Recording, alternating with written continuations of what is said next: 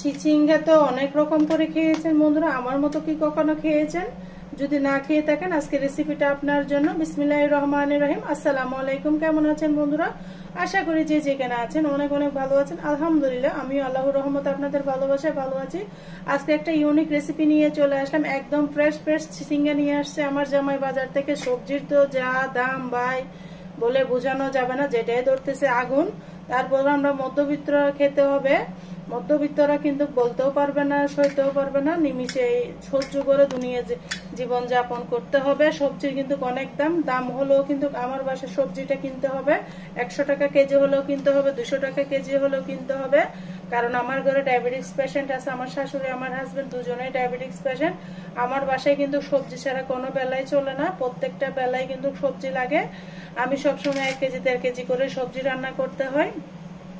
তাই আজকে রান্নাটা আপনাদের সাথে শেয়ার করবো, একদম ইউনিক ভাবে রেসিপিটা রান্না করব। আশা করি রেসিপিটা আপনাদের কাছে ভীষণ ভীষণ ভালো লাগবে। ভালো লাগলে অবশ্যই লাইক দিয়ে কন্টিনিউ করার অনুরোধ রইল। এই চিচিঙ্গাগুলো আমি কিন্তু অফ ক্যামেরায় সুন্দর করে কেটে ধুয়ে নিয়ে আসতেছি। কাটাটা আর আপনাদের মাঝে শেয়ার করব না। এই পাতলা আবরণটা চেঁচে ছুরি দিয়ে চেঁচে নিয়ে যায়। এটা ছুরি দিয়ে চাষলে কিন্তু সুন্দর করে উঠে যায়। একবার আমি দেখিয়েছি চিচিঙ্গা কিভাবে ছিলতে হয়। আমার ভিডিওতে চিচিঙ্গা রান্না আরেকটা রেসিপি আছে চিংড়ি মাছ দিয়ে। আজকেরটা আমি একদম ইউনিক ভাবে অন্যরকম ভাবে রান্না করব। তাই আমার পুরো ভিডিও জুড়ে থাকেন বন্ধুরা। আশা করি রেসিপিটা অনেক অনেক ভালো লাগবে। আমি অফ ক্যামেরায় চিচিঙ্গা গুলা সুন্দর করে কেটে নিয়ে আসতেছি বন্ধুরা।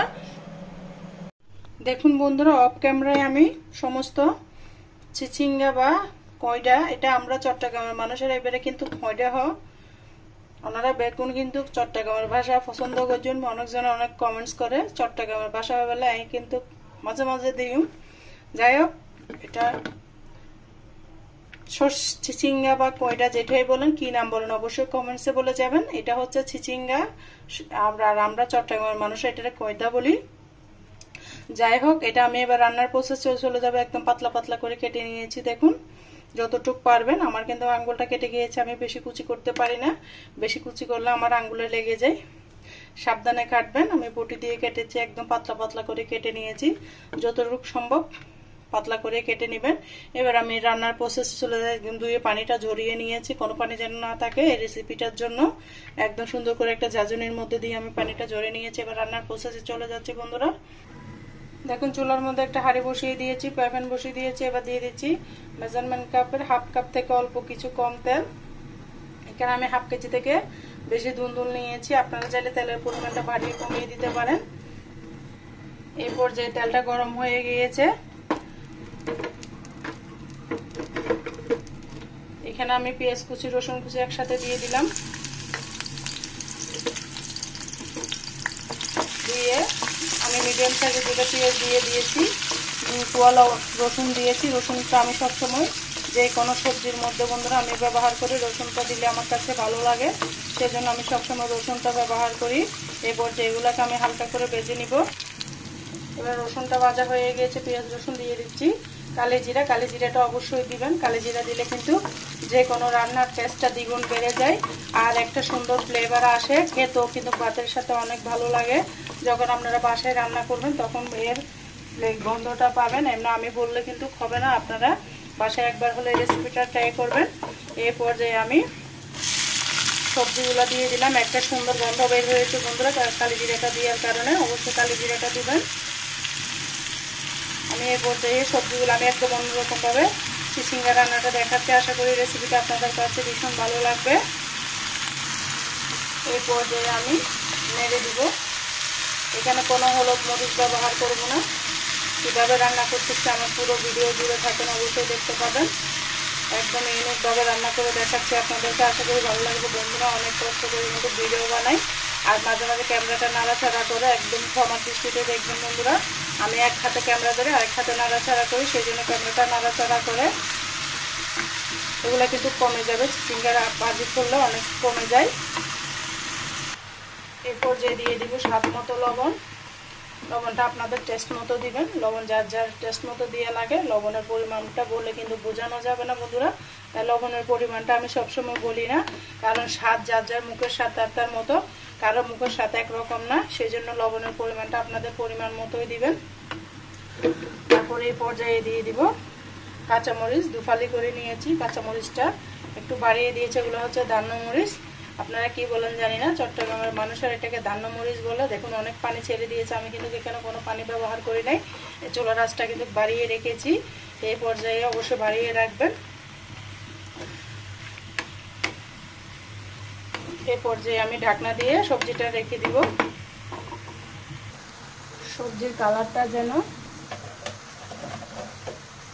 একদম সুন্দর থাকে সেই জন্য দিয়ে দিলাম হাফ চামচ থেকে কম চিনি। চিনিটা আমার কাছে বেশি দিতে পারি না, আপনারা চাইলে আরও বাড়িয়ে দিতে পারেন। এই চিনিটা দেওয়ার কারণে সবজির কালারটা একদম সুন্দর পারফেক্ট সবুজ থাকবে, অবশ্যই চিনিটা দিবেন। এটা আপনাদের জন্য, নতুন আপুদের জন্য একটা টিপস দিচ্ছি বন্ধুরা। আর যারা এখনো পর্যন্ত লাইক দিতে ভুলে গিয়েছেন অবশ্যই একটা লাইক দিয়ে আমার সাথে থাকার অনুরোধ রইল।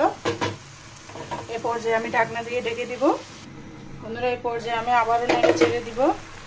দেখুন অনেকগুলো পানি বের হয়ে গিয়েছে, কোনো পানি ব্যবহার করি নাই। এখন দিব টালা জিরার গুঁড়া, হাফ চামচ দিয়েছি আমি এখানে টালা জিরার গুঁড়া। এটা অপশনাল, থাকলে দিবেন না থাকলে দিবেন না, আমি যেভাবে দেখাচ্ছি এভাবে রান্না করলেও কিন্তু অনেক মজা হয়। টালা জিরার গুঁড়োটা দিলে কিন্তু স্বাদের ব্যালেন্সটা ঠিক থাকে। এবার এই পর্যায়ে আমি আবারও ঢাকনা দিয়ে ঢেকে দিব। একদম চুলার আগুনটা কিন্তু হাই করে রেখেছি বন্ধুরা, চুলার আগুনটা কমানো যাবে না, চুলার আগুনটা কমালে কিন্তু পানি আরও বেশি বের হয়ে যাবে, সেই জন্য অবশ্যই চুলার আগুনটা বাড়িয়ে রাখবেন। আমার প্রিয় আপুরা ভাইয়েরা, যদি ভিডিওটা এতটুকু এসে কোথাও একটু ভালো লাগে তাহলে আপনাদের পরিবারের কাছে শেয়ার করে দিবেন, আপনার কাজে আসবে, আপনাদের পরিবারের কাছে আসবে।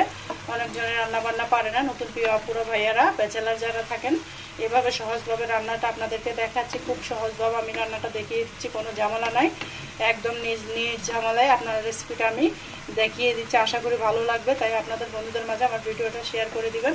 আমি এই পর্যায়ে আবারও ঢাকনা দিয়ে ঢেকে দিচ্ছি হওয়া পর্যন্ত। আমি আবারও 5 মিনিট পর আবারও নেড়ে দিচ্ছি। দেখুন আমার চিচিঙ্গাটা প্রায় সিদ্ধ হয়ে গিয়েছে, এই পর্যায়ে কিন্তু আমি আর ঢাকনা দিব না, এতক্ষণ ঢাকনা দিয়ে রেখেছি চিচিঙ্গা যেন সিদ্ধ হয়ে যায়, সেই জন্য এই পর্যায়ে আমি আর কোনো ঢাকনা ব্যবহার করব না, একদম ঢাকনা ছাড়াই চিচিঙ্গাটা আমি রান্না করতেছি। রান্না শেষে আমি কি দিব রান্নার মধ্যে স্বাদ হওয়ার জন্য সেটা দেখতে চাইলে অবশ্যই আমার পুরো ভিডিও জুড়ে থাকেন। এখনো পর্যন্ত কিন্তু আমার রেসিপিটা রেডি হয় নাই, আর একটা উপকরণ অ্যাড করতে হবে এটার সাথে, তাই দেখতে চাইলে আমার পুরো ভিডিও জুড়ে থাকার অনুরোধ রইল। এই পর্যায়ে আমি আরও রান্না করে নিচ্ছি 5 মিনিট বন্ধুরা। দেখুন রান্নার এই পর্যায়ে এসে আমি দিয়ে দেবো একটা ডিম। ডিমটা আমি আগে থেকে ভেঙে নিয়েছি, সরাসরি দিই নাই, কারণ অনেক সময় ডিমের পচা থাকে, সেজন্য অবশ্যই এইভাবে ডিমটা আগে ফেটে নেওয়ার চেষ্টা করবেন। একটা ডিম দিয়ে দিয়েছি, ডিমটা একটু হওয়ার জন্য অপেক্ষা করতে হবে।